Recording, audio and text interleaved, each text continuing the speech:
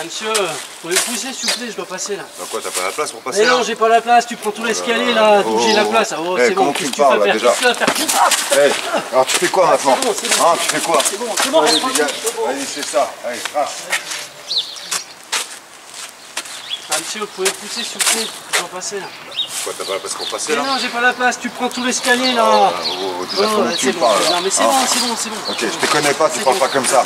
Allez, c'est ça. Allez, trace. Espèce de baltringue. C'est un baltringue. Allez. Ah putain, je passe où là? T'as pas la place là? Bah non, j'ai pas la place là, c'est Oh, bon mais là. comment tu parles? Oh, je te parle. Je te parle Tu comme saignes je ou veux. quoi toi? Oh, touche-toi. Allez, bouge de là, où je te saigne. Allez. Ouais, c'est ça, baltringue va. Alors nous allons analyser la situation qui s'est passée. Là on voit un individu qui a priori colonisé un petit peu le territoire. On a en droit de croire que c'est peut-être une personne, vu son comportement, qui est plutôt classé dans les agresseurs émotionnels. C'est-à-dire la personne qui réagit mal au fait qu'on le regarde ou qu'on veuille aller sur son territoire justement qu'il a conquis. En gros, il y a Jérémy qui arrive et puis qui s'offusque du fait de ne pas pouvoir passer. Dans un premier temps, sa réaction à lui, c'est de se lever et de dominer. Et comme Jérémy ne lâche pas l'affaire, il lui porte un coup. Ce qui risque d'arriver pour l'humilier. Lui, ce qu'il faut comprendre là, c'est qu'il a besoin d'asseoir sa dominance. Très important. Donc il va pouvoir passer à l'acte assez facilement.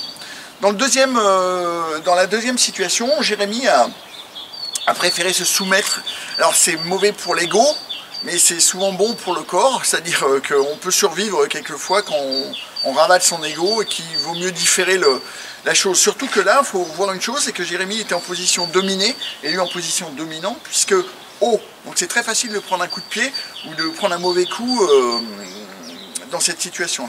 La troisième situation, Jérémy était aussi dominant et menaçait l'émotionnel. Or, si vous menacez un émotionnel, ce qu'il va pouvoir faire, c'est soit il va passer très vite à l'acte, soit il va aller chercher des copains, soit, pour équilibrer les forces et garder sa dominance, il va utiliser une arme. C'est ce qu'a fait Fernando, donc en sortant un cran d'arrêt. Donc là, Jérémy s'est enfui, il a eu bien raison de le faire, parce que sinon il serait fait planter.